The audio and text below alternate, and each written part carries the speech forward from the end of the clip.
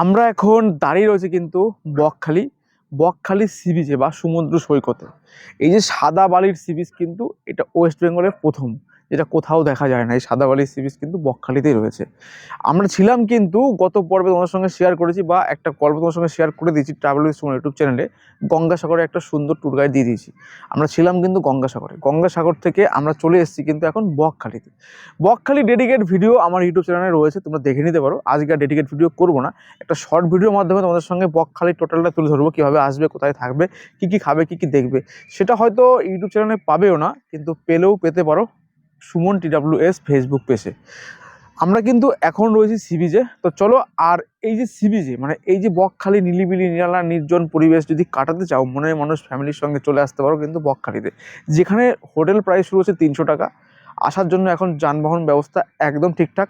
তো চলো আমরা প্রথমে দেখে নিই এই বকখালিতে আমরা কিভাবে আসবো।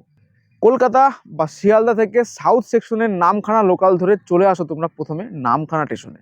নামখানা স্টেশনের বাইরে থেকে একটুখানি 100 থেকে 150 মিটার হেঁটে চলে আসো রোডে। তোমরা স্টেশনের সামনে থেকেও কিন্তু টোটো পেয়ে যাবে, সেখানে একটু ভাড়া বেশি হবে, দরকার নেই। একদম রোডে আসো, সেখানে 40 টাকার অটো ভাড়া দিয়ে একদম সোজা 28 কিলোমিটার দূরে চলে আসো অটো স্ট্যান্ড, মানে যেটা বকখালি বাস স্ট্যান্ড। ঠিক সেইখানেই কিন্তু রয়েছে হোটেল, অফুরন্ত হোটেল রয়েছে। হোটেল নিয়ে কোনো সমস্যা হবে না, যেখানে 300 টাকা থেকে হোটেলের বাজেট শুরু।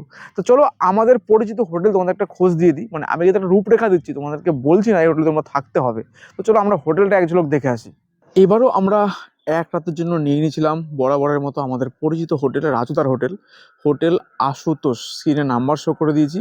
এখানে আমরা এক রাত্রি স্টে করবো। তো এখানে কিন্তু মোটামুটি 12 মাসই 300 টাকার রুম পাওয়া যায়, যেখানে তোমরা 3 জন 4 জন থাকতে পারবে। দেখো বাইরের পরিবেশে যাই হোক 24 ঘন্টার জন্য জেনারেটর সার্ভিস রয়েছে।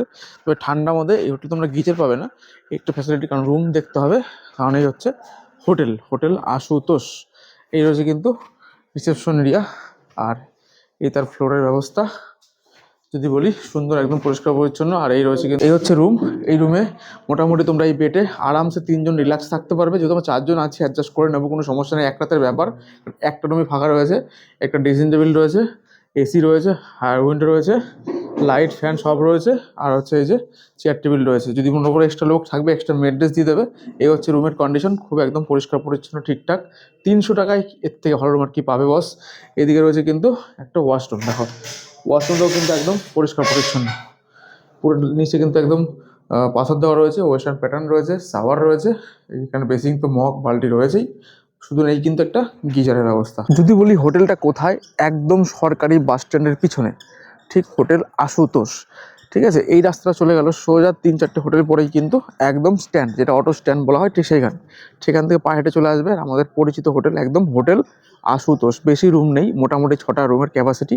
রুম ভাড়া কিন্তু 300 টাকা থেকে স্টার্ট। সারা বছরই মোটামুটি একই থাকে, সিজন ওয়াইজ একটু চেঞ্জ হয়, বাকি সময় একই থাকে। যাক, হোটেল তো দেখে নিলাম। এইবার তোমরা এই বকখালিতে আসলে আর কি পাবে, মানে খাবে কোথায়। খাবার জন্য একটা পারফেক্ট ডেস্টিনেশন দরকার, মানে ভালো হোটেল দরকার। খাবার জন্য ভালো হোটেল যদি আমি বলি, তোমাদেরকে সাজেস্ট করব বকখালি যে প্রাইভেট বাস স্ট্যান্ড, ঠিক তার সামনে দেখতে পাচ্ছ বাস স্ট্যান্ডটা, ঠিক বাস স্ট্যান্ডের সামনে কিন্তু রয়েছে বনশ্রী এবং আদি বনশ্রী। এই দুটো হোটেলের খাবার কিন্তু জবরদস্ত লাগে। আমি কিন্তু যখনই আসি তখনই কিন্তু এই দুটো হোটেলেই খাবার আমি খাই এবং তোমাদেরকেও রিকমেন্ড করি। তোমরা চাইলে খেতে পারো, এছাড়াও কিন্তু বাইরে অনেক হোটেল রয়েছে, রান্না করিয়েও তোমরা খেতে পারো। বাকিটা তোমাদের চয়েস। আমি জাস্ট একটা রূপরেখা তোমাদের দিলাম। আদি বনশ্রী দুটো হোটেলই একই মালিকের, দুটো ডিভাইড হয়ে গেছে। বাকি খাবার কোয়ালিটি কিন্তু এখনও একই রয়েছে, তার দুর্দান্ত খাবার। গরমের দিনে এসিতে বসে খেতে পারবে।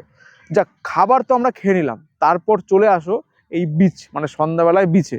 দিনের বেলায় আসলে সমুদ্র তোমরা অনেকটা দূরে পাবে, পায়ে হেঁটে যেতে হবে, মোটামুটি মিনিমাম 300-400 মিটার হেঁটে যেতে হবে সমুদ্র দেখতে যেতে হলে। বাকি সন্ধ্যার যে বিচ মার্কেট, গম বিচ মার্কেট বা নির্জন নিরালা বিচ মার্কেট, সেটা এক ঝলক আমরা দেখে নিই। এই বিচ মার্কেটে কি কি পাচ্ছ। Sea beach, Bakkhali sea beach সন্ধ্যাবেলা তোমরা কি দেখবে, এই সোজা আসলে অসংখ্য দু সাইডের দোকান রয়েছে। আর এই হচ্ছে মূলত সি বিচ, একদম ফাঁকা নিলিবিলি নির্জন সি বিচ। এদিকে যেমন চায়ের দোকান, এক লাইনে পাপড়ি চাটের দোকান, ভুট্টার দোকান, আর ঠিক এদিকে কিন্তু মাছ ভাজার দোকান। আমি তোমাদেরকে রিকমেন্ড করি, বলেছিলাম না যে তোমরা মাছ ভাজা খেলে কিন্তু চলে আসতে হবে তোমাদেরকে একদম বকখালিতে। আর এই বকখালি সি বিচে যে মাছ ভাজাগুলো পাওয়া যায়, একদম অরিজিনাল টাটকা মাছ, কোনো ডুপ্লিসিটি কিছু নেই। খেয়ে একবার আমাদেরকে ফিডব্যাক দেবেন, সবাইকে রিকমেন্ড করি, এবারও করলাম। দেখো এখানে অসংখ্য দোকান রয়েছে, এদিকেও দোকান রয়েছে পরপর ভুট্টা শুরু করে। আর এদিকে এই লাইনটা পুরোটাই মাছের দোকান। দেখো মাছ কিন্তু পুরো একদম সাজানো রয়েছে, একদম সুন্দর করে পকোড়া রেডি করে দেবে এবং বহু টুরিস্ট কিন্তু এখানে ভিড় জমিয়েছে এটা দেখার জন্য। এই দেখো এখানেও মাছ রয়েছে, এই যে প্রচুর মাছ পুরো একদম পুরো সাজানো রয়েছে, বিভিন্ন ধরনের মাছ রয়েছে। এদিকেও রয়েছে কিন্তু বিভিন্ন ধরনের মাছ। এই দেখো ওরা কিন্তু সব পকোড়া যা খাবে খাবে, তো দাম দাম করে নেবে। আর এক লাইনে পুরো মাছের দোকান, ওই লাইনে ভুট্টার দোকান, তারপরে পাপড়ি চাটের দোকান, তারপরে আইসক্রিমের দোকান, সব পরপর রয়েছে। আর যদি সামনের দিকে যাই তাহলে রয়েছে সি বিচ। এখন জল তো পাবো না, পুরো শুকিয়ে গেছে, এখন এখন ভাটা চলছে আর অন্ধকারে দেখা যাবে না। যদি দিনের বেলা আসো তোমাদের মোটামুটি 500-700 মিনিট হেঁটে যেতে হবে সি বিচ দেখতে গেলে। তো এই হচ্ছে মূলত কিন্তু বকখালির সি বিচ, সন্ধ্যার গম মার্কেট। দিনের বেলায় মানুষজন পাবে এবং সমুদ্রের জল পাবে।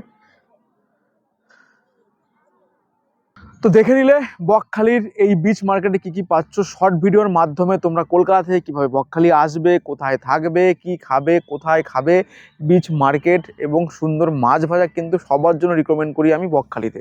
দীঘাপুরি ভুলে যাও যেখানে পচা মাছ বিক্রি হয়, আমি বারবার এবং জোর গলায় বলবো ওখানে পচা মাছ বিক্রি হয়, কিন্তু বকখালিতে কিন্তু তোমরা একদম টাটকা অরিজিনাল মাছটাই পাবে, যেখানে তোমার সামনে ভেজে দেবে।